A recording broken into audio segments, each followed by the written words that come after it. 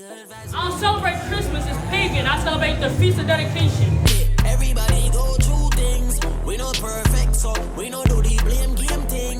Know this trial's gonna come one day. I feel endure, adapt me and sing. Any function must clean, then step out, peel out, jump in a car, tire screech out, GPS it off, it put in the route. Dream team touch the scene, everybody scream out. Wait up, turn up the lights on the start. Ring tune, pull it up, celebrate cause we not carry grudge in our hand. We not carry grudge in our hand. DJ, turn up the lights on the start. Ring tune, pull it up, celebrate cause we not carry grudge in our hand. We not carry grudge in our hand. Wake up, moon outside, it's a party. Hop up, dedication, it's a party. The can't destruction, it's a party. Too loud, too lit, move with the body. Bible with the pins in a black bag. Dance, dance, dance, dance, dance real fast. Zonovan book, yeah, I got that. Hold up, that's an Israelite starter pack. Passover dance with a staff in hand. Beast day show for a contraband.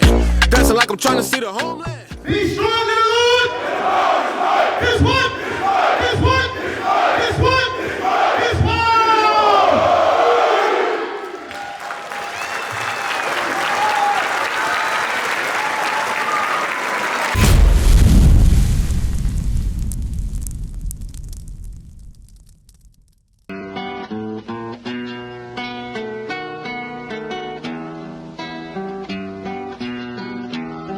Toute la journée m'a dominé, toute la nuit moi va jamais dormir.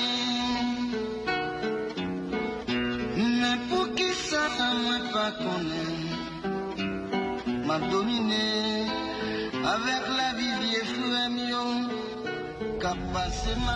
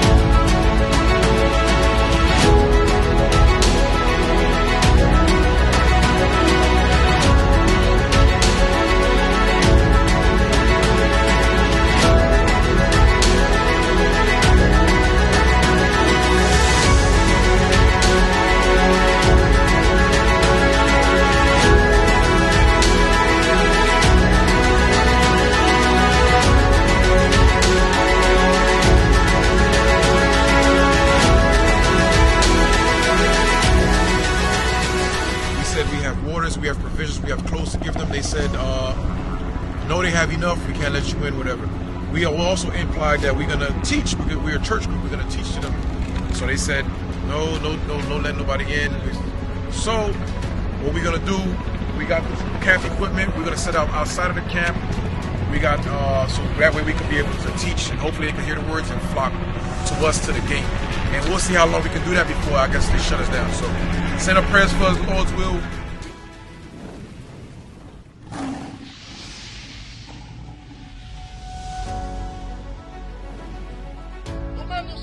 Israël qui est dans Christ. Nous venons là, nous-mêmes soi-disant haïtiens, nous pas haïtiens vraiment frères. Nous sommes peuple Israël qui sortit dans plein famille de Lévi. On train tout les passer. Parce que depuis longtemps, les petits monde nous comme ça. Pour qui ça, peuple ça passe à misère comme ça. Pour qui ça devait me lever, pour qui ça grand monde, peut-être pour passer à misère. Nous venons là, vous dites, pour montrer l'Israël. Parce que toute nation qui n'a pas de components. So the Les was over the passing out the equipment and the merchandise. How that go?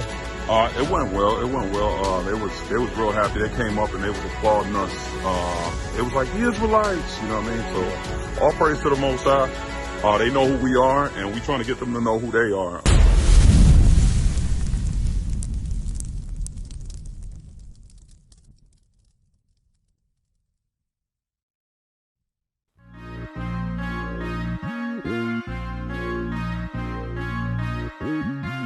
I'm going to show you and prove to you that the Israelites are black, were always black, always will be black. See Nathaniel, yeah, he a prophet sent back to the earth. He sent you to wake up the people and tell them, come out of the church, Be ready for war, as soon as they run to get out of the dirt, ay.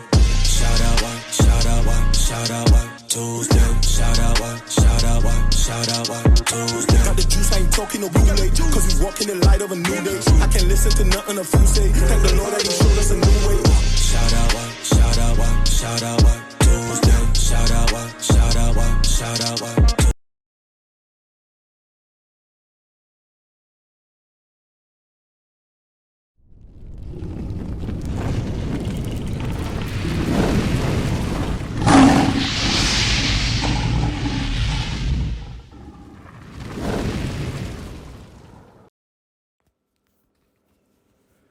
Shalom, brothers. Shalom, sisters. Bishop Nathaniel here. You know what day it is. No, it's not Shout Out Tuesday. It's Impromptu Shout Out. Some of you may or may not know that YouTube banned our latest video on CBN's Ephraim Graham. Okay, they said, nope, you can't show that. Boop. So we uploaded it on IUIC TV. So if you downloaded the app, you can see it there. So this is a very impromptu shout out. I ain't calling it a Shout Out Tuesday. I didn't collect the mail today. So don't expect no reading of the letters. I ain't got that. I ain't got no donation, none of that. So this is just to replace the one that was taken down by YouTube. All right. But as you know, I often love to cover a very small but important topic. So I'm going to show you a little bit of our history. Take notes, get your snacks, get your libations, whatever you do to relax you while you watching your TV or your cell phone, whatever, or your computer, whatever. All right, and I'll be right back with a commentary on who I'm going to discuss this day. All right.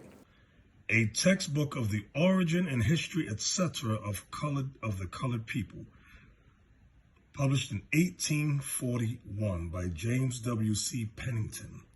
All right, I'm going to page 96, and let's read along, please. A stronger case still is to be found in the fact that the descendants of a colony of Jews originally from Judea to the coast of Africa are black. So I don't want y'all to forget that. So, because I know some of you are Christians and you have not been taught this by your ministers. Your ministers have done no research in anything. Forget what they've said. I'm going to show you true history, our true history. In brief, the image of the black in Western art, from the pharaohs to the fall of the Roman Empire.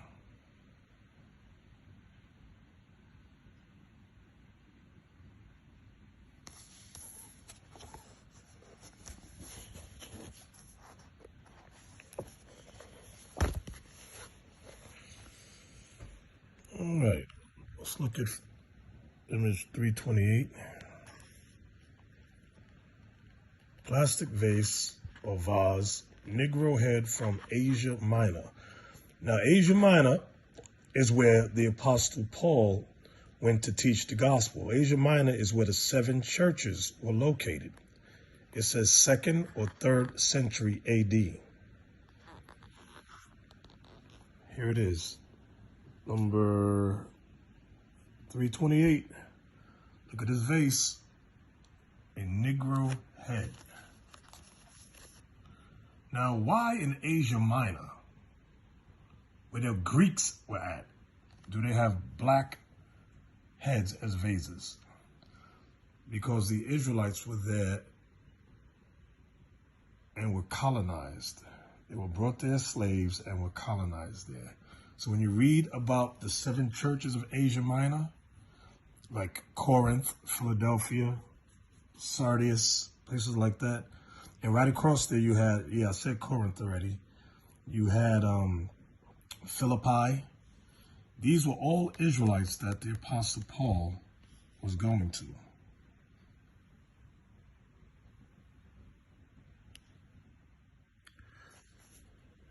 A statue of a young black carrying a situla from Aphrodisias Imperial Baths, located in Paris. What's that, I-10? So this is a brother I'm about to show you. from Aphrodisias. He's a bathroom attendant. Okay.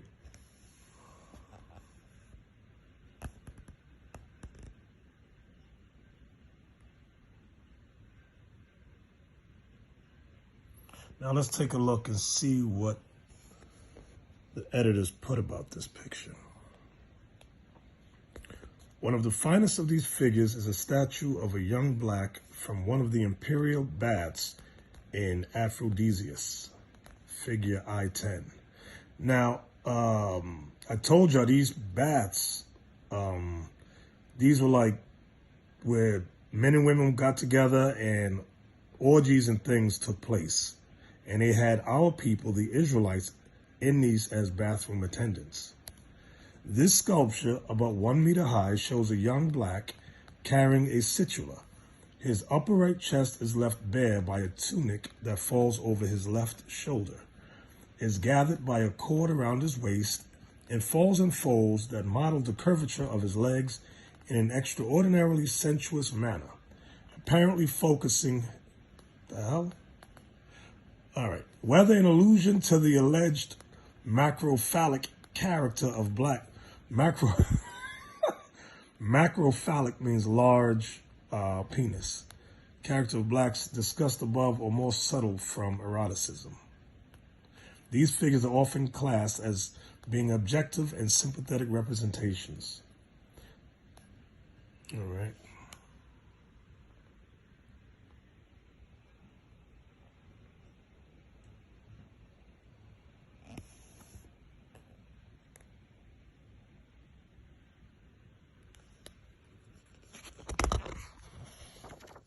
A macrophalic Negro is seen in a mosaic at the entrance of the caldarium of the house of the Menander.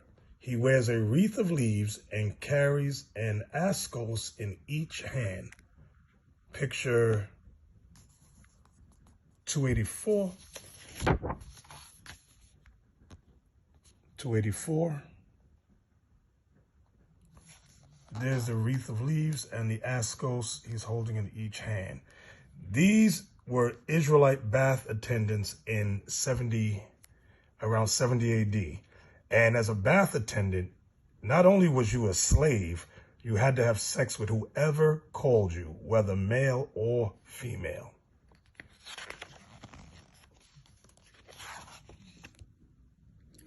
All right, we're going to look at picture 347. It says, we may mention the slave of the baths of Timgad, whose natural endowments are superb.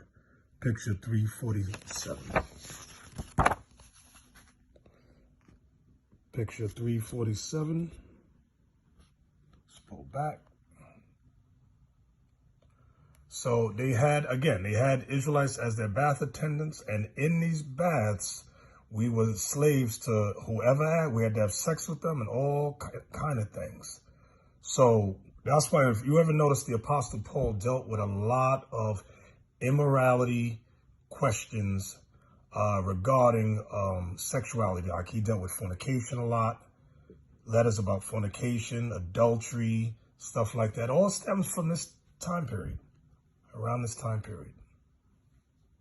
The image of the black in Western art, from the Pharaohs to the fall of the Roman Empire. Edited by David Byman and Henry Louis Gates Jr. I told y'all before, David Byman he's a racist piece of turd. And Henry Louis Gates Jr. must be asleep when this guy is putting his notes into the book. Remember last week I showed y'all this coinage. Okay, that's 271. All right. 271, Etruscan coins, obverse, head of black Mahout. When you look up that word Mahout, it is an elephant rider or servant of an elephant rider, okay? On the reverse side is an elephant. They never give it a name.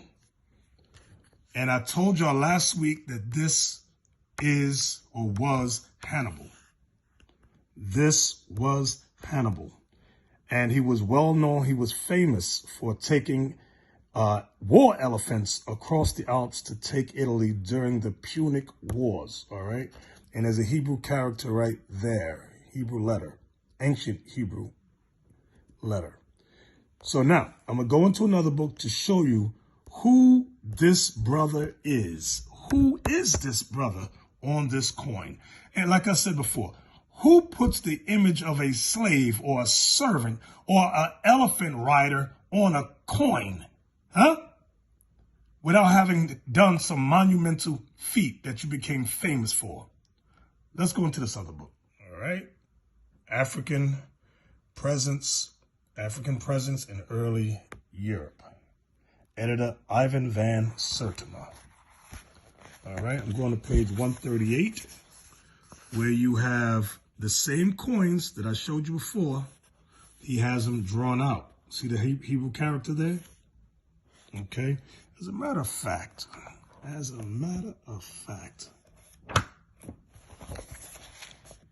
all right, just put it beside. There's the coins, the actual photos of the coins. Now, this author has drawings. All right. Let's go over. I'm on page 139. I'm going to start here at yet. Yet Snowden claims that these are representations of some of Hannibal's mahouts, elephant riders, while other Africanist historians claim this is Hannibal himself.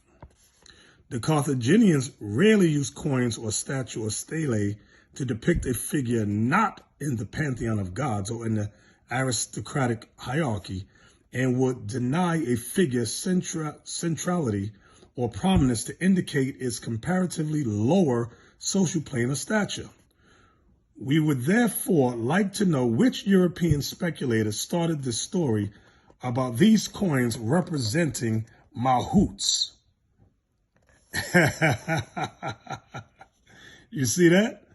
So even this author knows that this is Hannibal himself. Hannibal.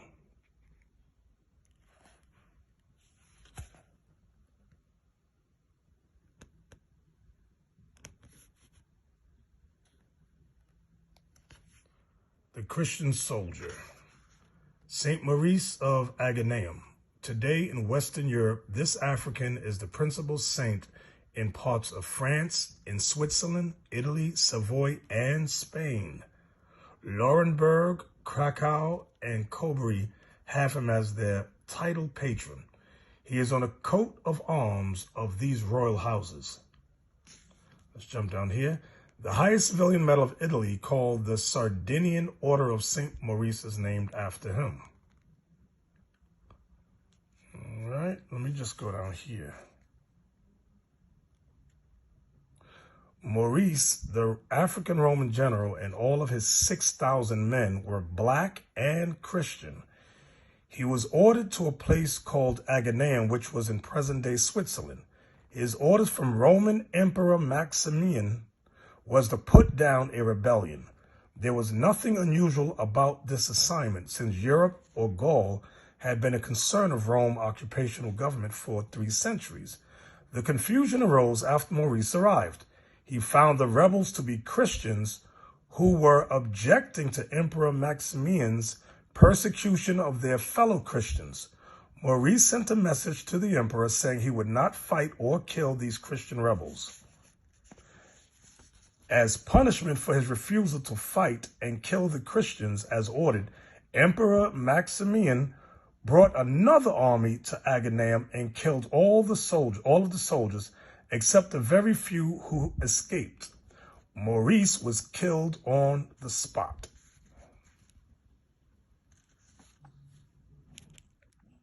All right, let's go. Start right here. In the 14th and 15th century, so this is the 1300s and the 1400s, Judeberg received a certain number of new monuments. Among them, the Church of St. Nicholas, in which St. Maurice was particularly favored. If we judge by the fragments of the altarpiece, we're going to take a look at this altarpiece, executed around 1425. So this altarpiece we're going to look at was made in 1425 for the former high altar. The statue in polychrome wood shows us an already familiar type of Maurice with woolly hair. Remember, Christ had woolly hair. With woolly hair and thick lips. The painted panels now set up as an enclosure for the choir give us more significant information. Here, for the first time, we have a pictorial sequence that places the exotic Theban, referring to St. Maurice, among the numerous saints whose lives have been the subject of narrative cycles in art.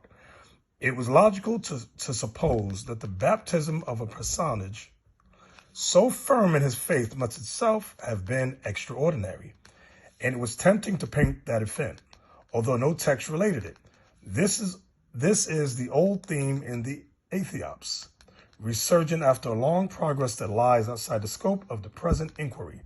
Here, watch this. The refusal to renounce the faith, meaning renounce the faith of Black Christ and sacrifice to the gods of pagan Rome, is another frequent topic. As they are in many similar 15th century works, the pagan gods are symbolized here by grotesque devil with bat's wings. The hero's refusal leads to his beheading. That's what we just read about when the Emperor Maximian had him put to death. The hero's refusal leads to his beheading in the presence of the emperor, Emperor Maximian. It is important for us to emphasize that Maurice is brought before the emperor 3 times and that the emperor is a negative personage, treated here in an obvious, unfriendly way. Let's take a look at image 140, shall we? All right, here we go. So there's St. Maurice. Let me pull back first so I can see the whole thing.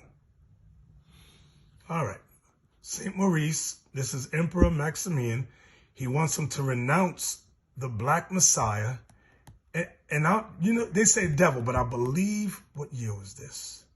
Yeah, okay, this is still Antichrist time. Antichrist, I'll just word it like that. Okay. This is when he was baptized. This is when he was brought before the emperor several times. And this is when the emperor had him beheaded, put to death, for refusing to carry out the emperor's ungodly order of murdering his fellow Black Christians that followed the Black Messiah. All right, let's take a look at 132 and 133.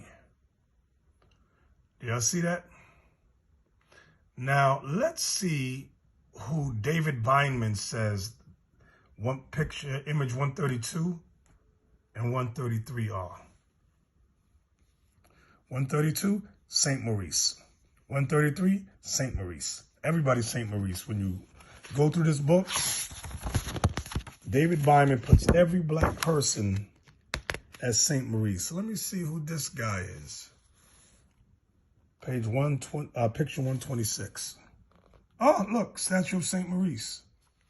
114 through 116, statue of St. Maurice. 1240 to 1250. Do y'all see St. Maurice in armor, chainmail on his head, covering his woolly hair? Notice the nose, the thick lips, the very, very dark skin, black. Armor.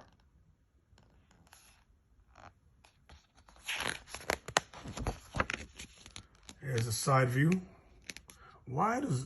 See, a lot of y'all thought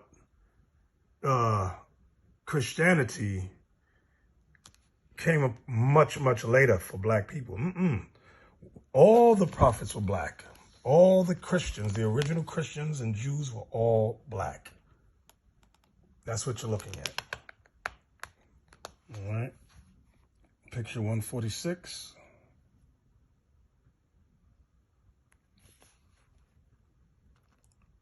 St. Maurice, statue from a niche in the central panel of the altarpiece, 1480 to 1490. Now, what I want y'all to take a look at now, I'm going to go over. Here's an altarpiece. It's in black and white, though. I want y'all to see Caesar Borgia right there. Do y'all see that? Caesar Borgia.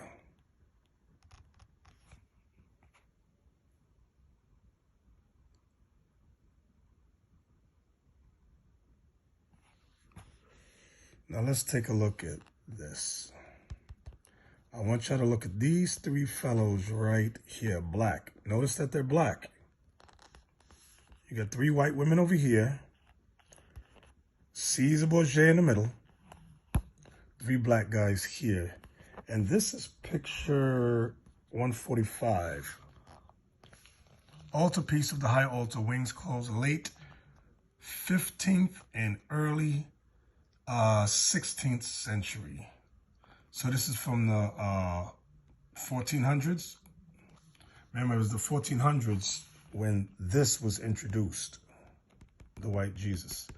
But my focus now are these three guys right here.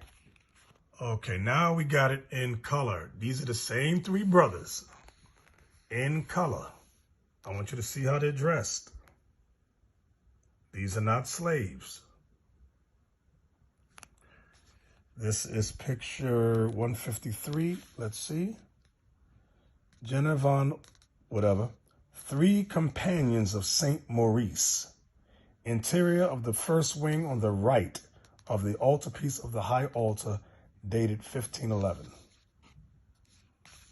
So these are three companions, three friends of Saint Maurice. Let's get some more. 156, statue of Saint Maurice. Cape and armor. Look at his face. Look at the lips. Look at the nose. This is a black man, not a slave. This was a general in the military. 157, Saint Maurice and his companions. I want y'all to see all of these black men here. There's Saint Maurice there, and look at all his companions. Remember, he was over 6,000 black Christian soldiers. Look in the background. Black. Do y'all see that? So don't let people fool you into believing we were not Christians. We were Christians. Okay, we were in the military. And I want y'all to see how he's dressed also. He has the shield with a coat of arms with a black man's face on it, armor, cape. That's picture 137. 137, statue of Saint Maurice. All right, let's watch this. When our research has been carried a good deal further, we shall have to look closely into the attitudes of the people of the 13th and later centuries towards blacks and Muslims. I want y'all to notice how he has it worded. Blacks and Muslims. Blacks and Muslims. As if no black was a Muslim. But it seems like he's making a distinction here between blacks and Muslims. Let's find out why. Blacks and Muslims who had accepted Christianity. At present, we do not know enough to come to a conclusion. At any rate, the baptism theme spread after 1250 in Aragon, as well as in Castile. An Aragonese fuero statute issued in the second half of the 13th century indicates the will to facilitate such conversion. Baptism, and with it, the social and moral rights attaching to it, was to be granted to any Jew or Muslim, who sincerely desired to convert to Christianity. Notice here he says Jew or Muslim here, but just above he got blacks and Muslims. Do y'all see that? Can you catch on to that? Can you dig it? Blacks and Muslims, Jew or Muslim. Letting you know that the Jew is the blacks. Now this whole process is called making us conversos. when they forced us to convert to Christianity. Now let's see what it means by who sincerely desired to convert to Christianity. Ain't nobody got time for that. Let's go. What? This is 52, image 52.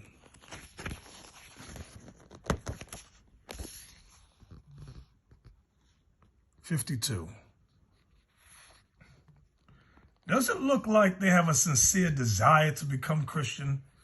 You see this guy got a sword behind this, my man's head right here, and the king got a sword in front of them. This don't look like sincere conversion. This looks like forced. That's where they got the term converso. You can look it up. Then they baptized us. And we became the type of Christian they wanted us to be, the kind that did not keep any commandment, the immoral kind, the kind of today. The most astonishing of these pictured strips from here has a very different bearing. It gives us a new example of the black slave, christened servitor in the text. This is the illustration of Cantiga, 186 in 6 scenes. We give here a translation of the legends that appear under each of the scenes. This is what the picture I'm about to show you is about. How a lady was asleep and her mother-in-law sent one of her Moors, one of her blacks, to dally with her. Y'all can look that word dally up. It deals with sex. Sleep around with her. How the old mother showed her son how his wife was bedded. How they went to call upon the justice and surprised the two of them sleeping.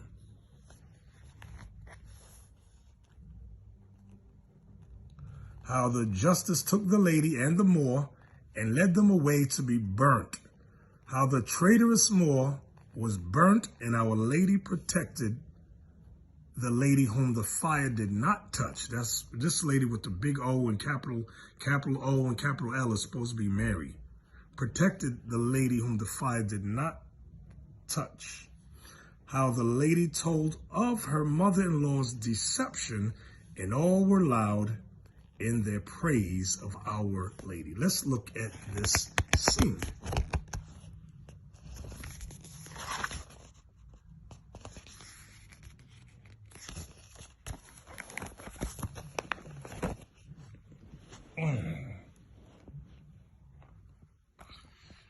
All right, here we go. Let me see if I could get in close. All right, there's the white woman sleeping. There's the mother-in-law, and there's her Moor. This Moor was her servant, her slave. Now remember, this is all a chess move to get them out of Spain.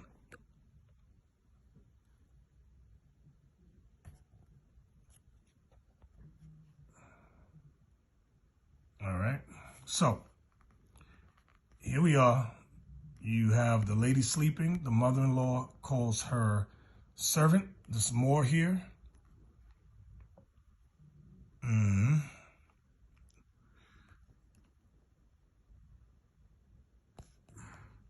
Then the mother-in-law calls her son, the son-in-law, the husband of the wife, and shows them sleeping in bed together. Then they call the justices. These were the justices. And they wake them up. All right. The mother-in-law is accusing her Moor of having what they call it, miscegenation, interracial relations. All right. They take the Moor away. They tie him up, carry him away. They bring her, the adulterous woman out too. Then they set the Moor on fire, but the white woman was spared torment by Our Lady, the ever virgin. You're right. And they stood around and mocked the black man being burned alive. Then the woman is set free. Mary's there with little baby Caesar Borgia. You can't make this stuff up. But all of this was chess moves to getting the Moors out. And as you know, in 1492, under Nicholas V, they set up the papal bull where they had us go into the transatlantic slave trade. And this is no different than what you see being done in the 60s when they burnt us alive.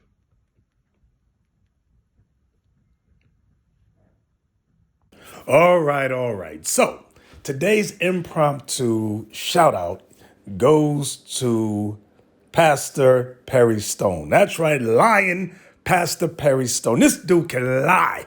I want y'all to watch this dude try to justify Christmas, and I want you to listen very carefully for the scriptural references he goes to.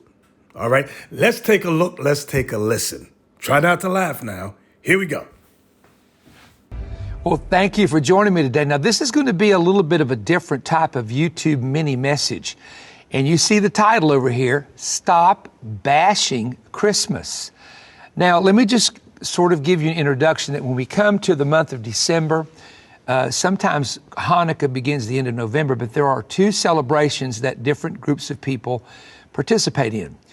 To Messianic Jewish believers, to Jewish people who are devout Jewish people, and also just sometimes for individuals that are what we would call Gentile Christians, they take a time called Hanukkah.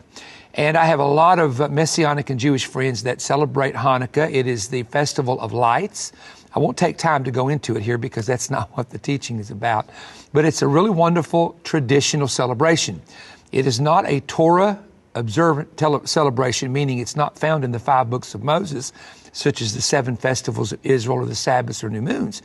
But it is an intertestament occasion that Jews memorialize when the Maccabees cleansed the temple and there was not enough oil to light the menorah, but the oil supernaturally multiplied for a period of time. And of course, it is called Feast of Dedication in John chapter 10, verse 22, which means that it is mentioned in the New Testament, and Jesus was in Jerusalem celebrating that time. Now, for other people, and this would actually be the majority of other people, they celebrate something called Christmas or Christ Mass, and it's known as Christmas, which is the 25th of December. The reason I'm sharing this with you is I get concerned that this day called Christmas, which is the day that really the entire world understands that it is geared toward the person of Jesus Christ and his birth in Bethlehem. And yet I see Christians who constantly want to bash the only day in the entire year that Jesus gets any recognition whatsoever. So for a moment, I want to address that. Now, one of the reasons that people will say you should not be involved with December 25th Christmas is because it is a pagan holiday dedicated to the sun god. Well, I've heard that argument for a long, long time. But if you've noticed, atheists, agnostics, and pagans have nothing to do with the day. Who are the people celebrating this time? Well, of course, it's some people that just want to get gifts and have a good time. We know that. But by and large, it's people around the world who are Christian people who are honoring the time that Christ was sent to earth. So the argument of it just being a pagan thing doesn't stand in the light of the fact that pagans aren't even involved with it or celebrating it, at least in our day and time. The second thing I often hear is Jesus was not born on December 25th, so why should we even celebrate somebody's birthday when they weren't born then? Well, let me backtrack for you, and this can be proven. You know, Christ was likely born from the time of either the trumpets, the Fall Festival of Trumpets, or the Festival of Tabernacles. I think that most people who are scholars can agree with that. However, if we go back 9 months, what is interesting is you can actually come to the conception of Jesus as being on Hanukkah somewhere between December 23rd and December 25th. So therefore, if he was not born in Bethlehem on December 25th, he was very likely and possibly conceived around, oddly enough, December 25th. So if you don't want to celebrate the birth of Jesus because you believe the day is wrong and it was in the fall, Then honor his conception. Let's just say we're celebrating the time that the angel Gabriel came to Mary and dropped the seed of God's word in her womb. Another argument that I often hear is people trying to trace back all the traditions as being something bad or something evil. Now, let me make something very clear, and I want you to hear me. There are three things that we as believers deal with. We have to deal with sin, but then there's also customs, and there's also traditions. Sin is sin, and sin is laid out very clearly in the New Testament. However, there are customs, and you'll read the Bible where it said, according to the customs of the Jews, Paul went to Jerusalem. Or according to the customs of the Jews, Paul went to the festival. So there are some things that are customary. That is that they're handed down from generation to generation, or they're honored yearly, or whatever the case may be. Now, there are other things that are traditions. There are what are called traditions of men. Now, there's nothing wrong with certain traditions as long as they make the Word of God of none effect. And what I mean by that is simply this. If you want to take everything that people do in taking the Christmas season, whether it's putting something on their door or putting up a tree or giving gifts to people, however people choose to do it, then we have to understand it is custom and it's all tradition. Everything about it is based on tradition. Now, does that make it right or wrong?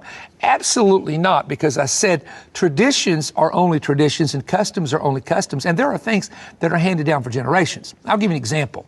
We've never taught our children that there's a man in a red suit called Santa Claus who comes down the chimney, because there's not a man in a red suit that comes down the chimney. Now, if kids see this, that might offend some of them, but that's just facts.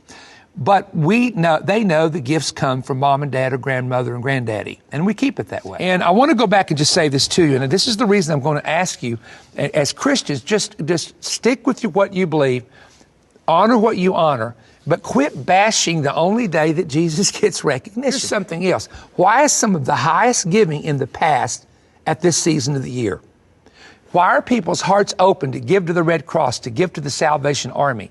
We give to poor kids where they can get gifts at Walmart. Right now, while I'm taping this, my wife is wrapping hundreds of presents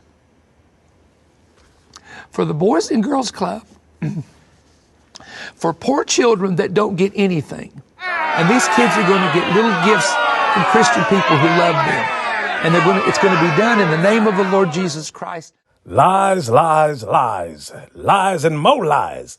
Let's go into this book and check out what the ancient or older writers said about Christmas. All right.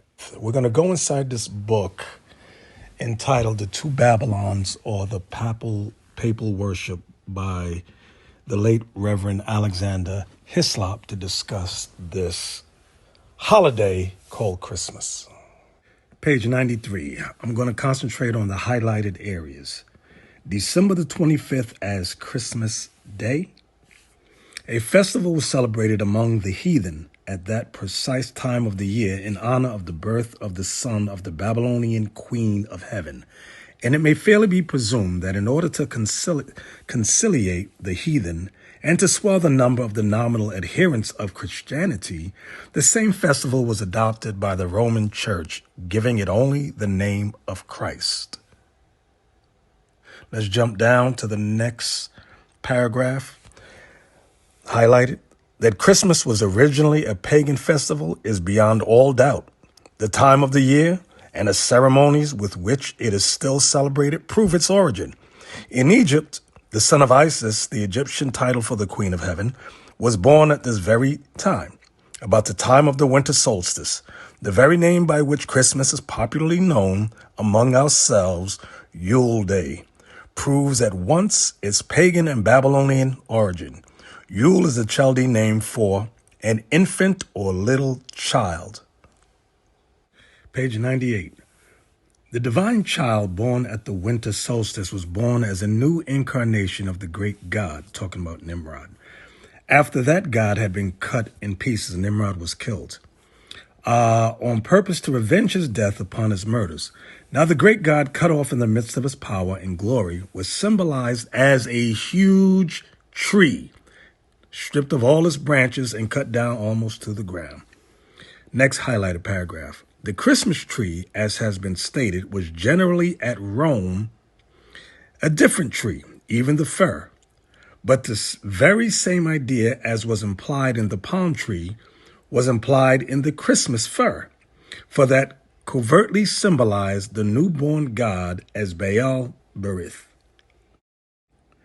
Next highlight area. Therefore, the 25th of December, the day that was observed at Rome as the day when the victorious God reappeared on earth, was held at the Natalis Invicti Solis, the birthday of the unconquered sun. Now the Yule log is the dead stock of Nimrod, deified as the sun god, but cut down by his enemies. The Christmas tree is Nimrod redivivus, the slain god come to life again. Hey, also, did anybody notice that lying Pastor Perry Stone did not pull any Bible references, not one scripture? Well, let's see why. Let's go into the Bible in the book of Jeremiah, chapter 10. We're going to read down 1 through 4, possibly 5 maybe. Verse 1, hear ye the word which the Lord speaketh unto you, O house of Israel. Verse 2, thus saith the Lord, learn not the way of the heathen. Remember, the Israelites were going into the Babylonian captivity around 606 BC. And be not dismayed at the signs of heaven, for the heathen are dismayed at them. So don't worry about shooting stars, comets, blood moons, solar eclipse, lunar eclipse. Don't worry about none of those things. Verse 3, for the customs of the people are vain. The word vain means lies. For one cutteth a tree out of the forest, the work of the hands of the workmen with the axe. Now you got to ask yourself, what holiday is this making reference to where people go into a forest and cut down a tree? Verse 4, they deck it with silver and with gold. Now, if you didn't know this is talking about the daggone Christmas tree, you'd stupid as hell. So they cut down a tree, then they deck it with silver and gold. Like today, you get your daggone tree and you decorate it with silver and gold. That's what deck means, to decorate. It says they fastened it with nails and with hammers that it move not. Back then, they used to fasten the tree down with nails and hammers. Today, you just buy a daggone tree stand. What's the difference? It's the same lying custom. Okay. Verse 5, they are upright as the palm tree, because back in ancient Babylon, they used the palm tree. Today, they use an evergreen tree. They are upright as the palm tree, but speak not. Why does it say, but speak not? Because there was a tradition of men of Babylon that the spirit of Nimrod would enter into the tree. They must needs be born, that means carried, because they cannot go, they can't walk on their own. Be not afraid of them, for they cannot do evil, neither also is it in them to do good. Why is that important for this stupid holiday? Because they got a song where they say regarding Santa Claus, Saint Nick. He sees you when you're sleeping. He knows when you're awake. He knows if you've been bad or good, so be good for goodness sake. Oh, you better not shout. Y'all know the damn song. You know the song. That's the crap they do on Christmas. Now they substitute that with Jesus. Stop following this false holiday. And yes, we're going to bash Christmas because it's a demonic pagan holiday. It is Wednesday, December 8th, 2021. Normally during the Christmas season, we start the program by showing an outside shot of our all-American Christmas tree on Fox Square. But last night, shortly after midnight, somebody climbed up in the tree and lit it on fire. It's beginning to look a lot like arson. Right now, there is somebody who is in custody and is being interviewed by local police. Who sets a Christmas tree on fire? Who sets a Christmas Well, tree I mean, on it's fire? just part of the rampant, no city is safe, no person is safe from the subway on down. Here you are at 48th and 6th, right in Midtown Manhattan. It has become a tourist attraction. Every year it gets more and more people, and just one psycho goes up, ignites this thing. Thank goodness we have very excellent security. Within 2 seconds, he was tackled to the ground. He was subdued, and then they find out that he's under arrest right now. Massive investigations through the night. It took place just after midnight last night. Shannon Bream show was covering it from Washington, D.C. So sad. We have security tape around the tree right now when you walk in. No more music, no more tree. Yeah, I think it's infuriating. I think it tells the bigger story. I mean, since this city is so out of control, especially in Midtown Manhattan. The city we used to love. Right, but yesterday we're covering stories about raids in Pacific Palisades and Beverly Hills, California, and then in 48th and 6th, this is a tourist attraction from around the globe, and they sit there and this one lunatic is able to penetrate in, and in a matter of seconds, ignite that tree on fire. Thank goodness there's not other structures around it, but our whole lobby was full of smoke, evidently. But think about it. To Ainsley's earlier point, who sets a Christmas tree on fire? It's a tree that unites us, that brings us together. It's about the Christmas spirit. It is about the holiday season. It's about Jesus. It's about Hanukkah. It is about everything that we stand for as a country. Freedom and being able to worship the way that you want to worship. It makes me so mad. All right. You saw it for yourself. You saw it for yourself. Now, I want to open up with Galatians chapter 1 and verse 7. Because these lying pastors, these lying Christians, whether they call themselves Protestants or Catholics, they all the same. Lie, lie, lie. Now, you see, if they lie against God, how much more will they lie against God's people? Us, the true 12 tribes. All right? Let's go to Galatians chapter 1 and verse 7. It reads, no, I'll start at 6. I marvel that you are so soon removed from him that called you into the grace of Christ unto another gospel. Okay, which is not another, but there be some that trouble you and would pervert the gospel of Christ. It is a perversion to say that Christ was conceived or born December the 25th with no scriptures to back you up. None whatsoever. None. Now, how can I forget this? He spoke about Hanukkah, which in English is dedication, Feast of Dedication. He said that about some oil, there was a little bit of oil and it lasted for 9 days. That is a lie. Okay, big lie. All right. When you go to 1 Maccabees chapter 4, please, everybody go there. 1 Maccabees chapter 4, and if you don't have the Apocrypha, you can just Google 1 Maccabees chapter 4, and I'm going to start at verse 47. It reads, Then they took whole stones according to the law and built a new altar according to the former, and made up the sanctuary and the things that were within the temple and hallowed the courts. They made also new holy vessels. Now, this is the rededication of the temple. The temple had been defiled by the Greeks, the white man. They had fought the Greeks off, and they were rededicating it to the Lord, the altar.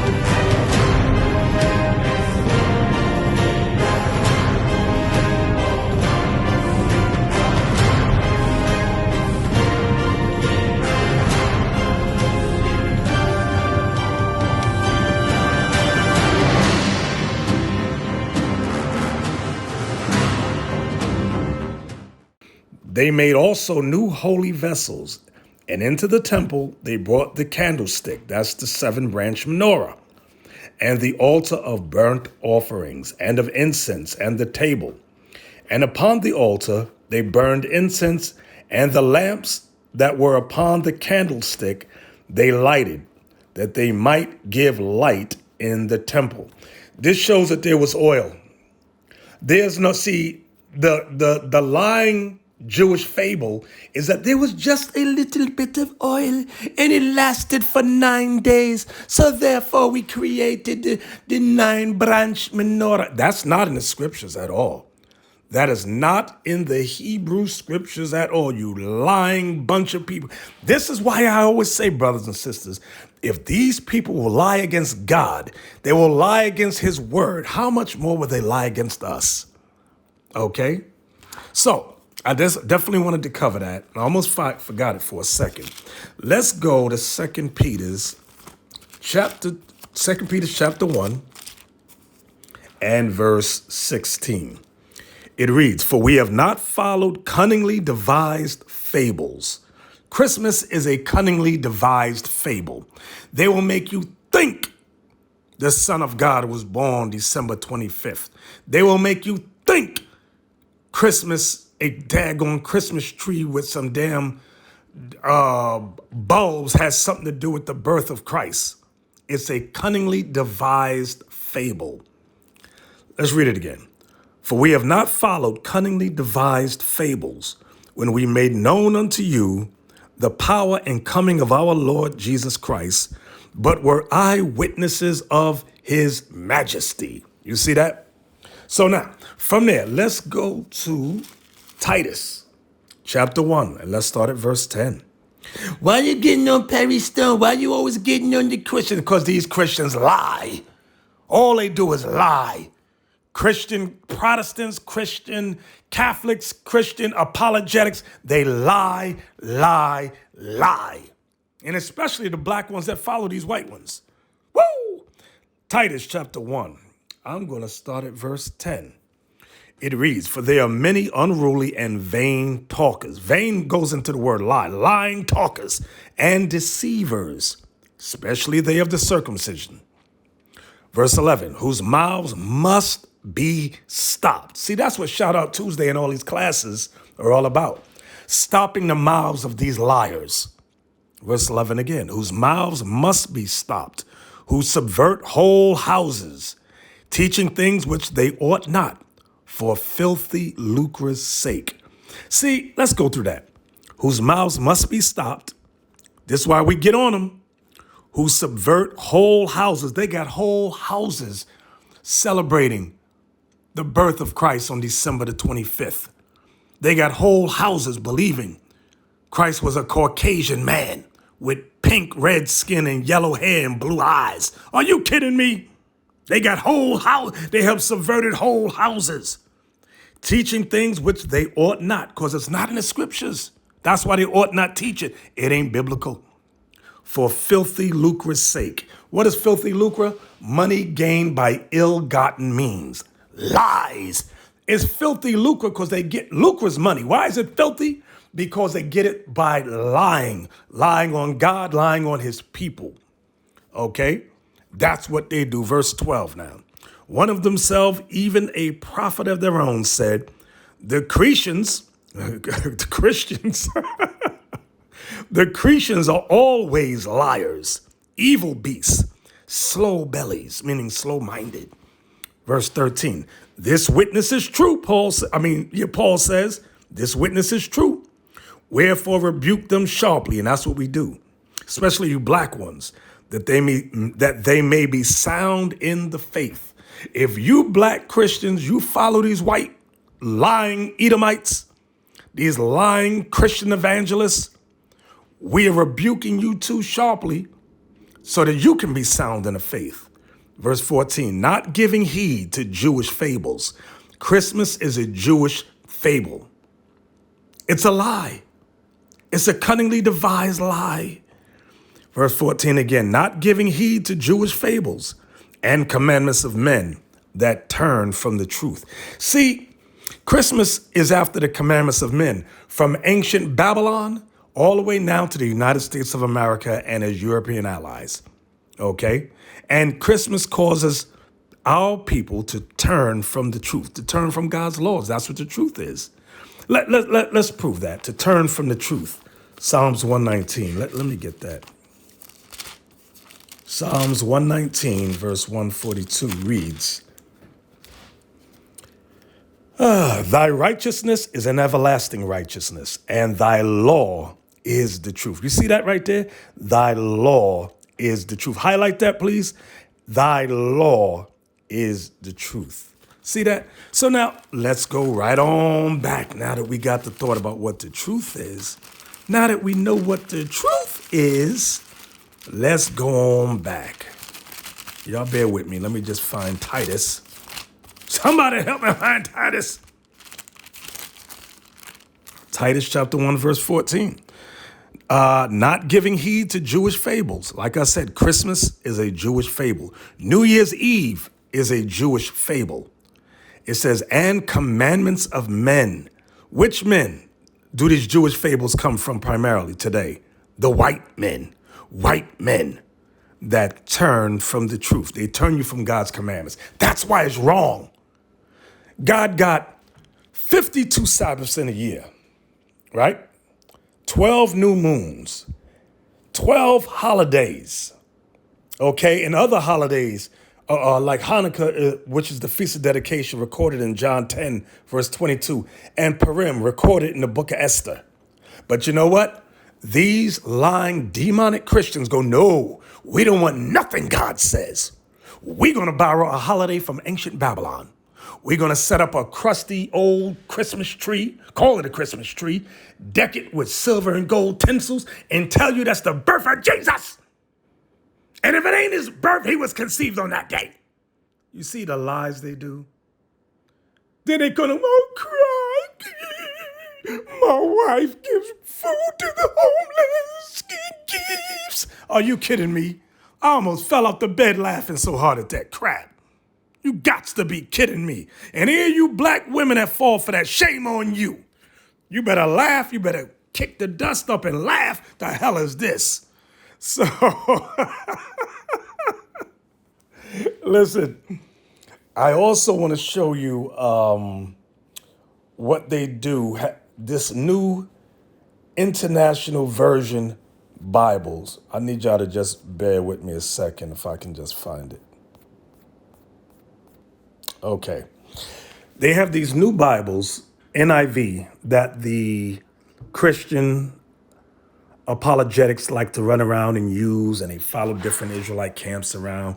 And they look for black people that are unlearned about the Bible and about the history of what white folks have done. So I want you to take a look at this. You can Google this guy, Dr. Richard Day, D-A-Y. Bible corruption in 1969. A lot of things happened in 1969, from the moon landing to the truth of the Israelites busting out on the scenes. Now let's read this. Pay close attention. This is regarding what these white folks have done to the Bible. Dr. Richard Day, 1927 to 1989, was a professor of pediatrics, the University of Pittsburgh and Mount Sinai Medical School in New York, and National Medical Director of Planned Parenthood, 1965 to 1968. Remember, Planned Parenthood was set up by Margaret Sanger. Okay, it was about the killing of black children, destruction, the murdering of black children. We've gone over that in many lessons before. And they said, use the black ministers to deceive these dumb black women to kill their babies.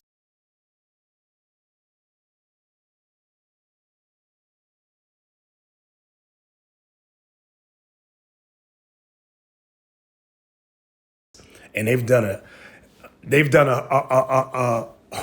I don't want to say the word wonderful, but that's the only thing that pops to mind in terms of Satan. They've done a wonderful job in getting black women to kill black babies to prevent the coming of a black Messiah. Too late. He came and rose already. All right, let me read on. Y'all know I get easily distracted. Sorry. Planned Parenthood, National Medical Director of Planned Parenthood, 1965 to 1968, which is funded by the government, the Rockefeller Foundation since its inception in 1921, and private donors. Dr. Lawrence Dunigan, 1923 to 2004, was practicing pediatrician in Mount Lebanon, PA, for over 30 years. The following is quoted from his recollections of a lecture he attended on March 20th, 1969, at a meeting of pediatricians. Pay close attention. The transcribed document titled New World Order, NWO, Plans Exposed by Insider. New World Order Plans Exposed by Insider in 1969 outlines the complete destruction of the world based on the New World System. 1.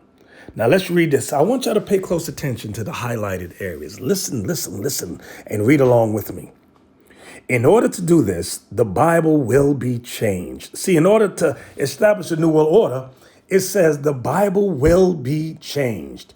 It will be rewritten to fit the new religion. I've been telling y'all about this new religion that's coming. I've been telling y'all.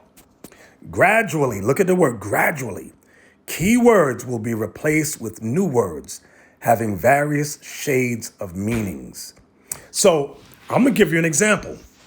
Listen to these dumb apologetics when they go to the NIV version and they'll read Deuteronomy 28:68.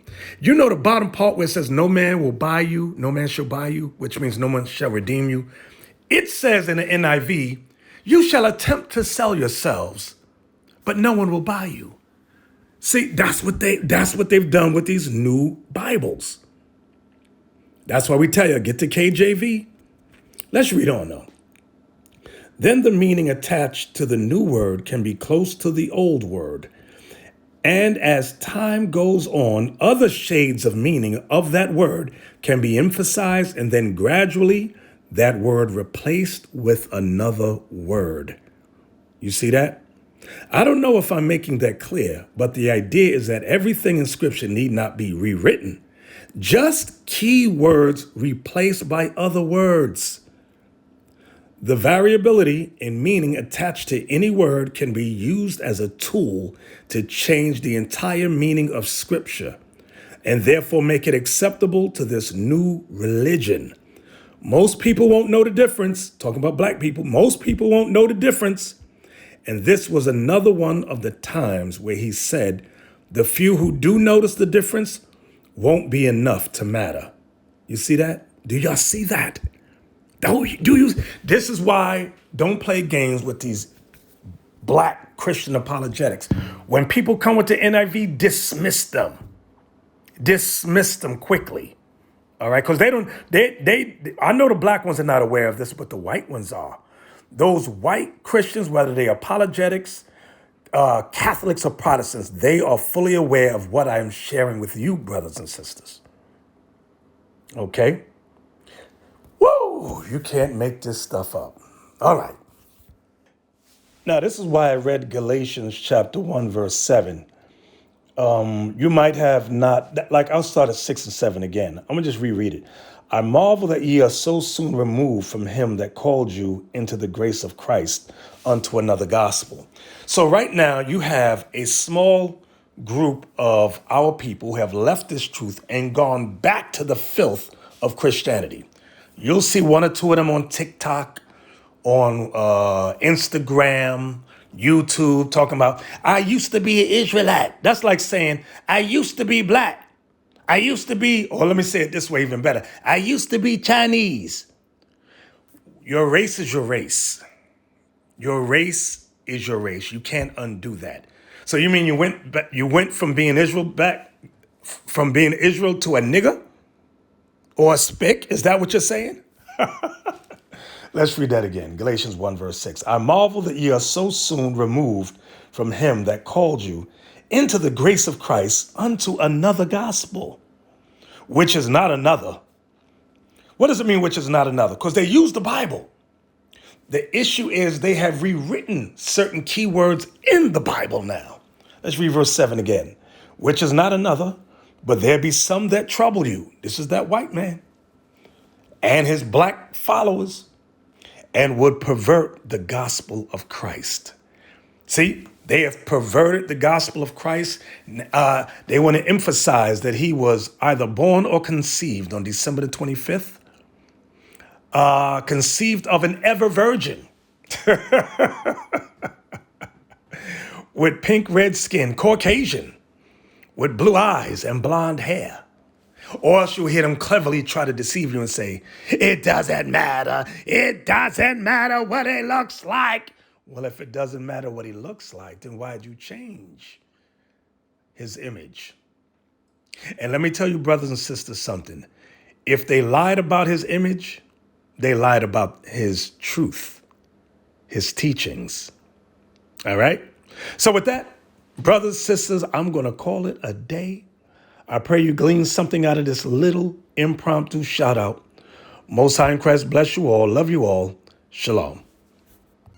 We used to scream black power while heroin was pushed. But at the end of the day, nothing's in vain. IUIC has been given a vision. The tents of Judah has risen. Many has attempted the mission, minor murmuring, omitting, and missing the mark. Just reading that he had the flame of fire in his eyes gave us the spark. We on Paul's mission. We out on the road, purple and gold, from Mexico, Cuba, Haiti, Ghana, Sierra Leone. 144,000 boots banging, concrete crackling. These are our men repented at heart. The scriptures is proof. IUIC, we deliver the truth.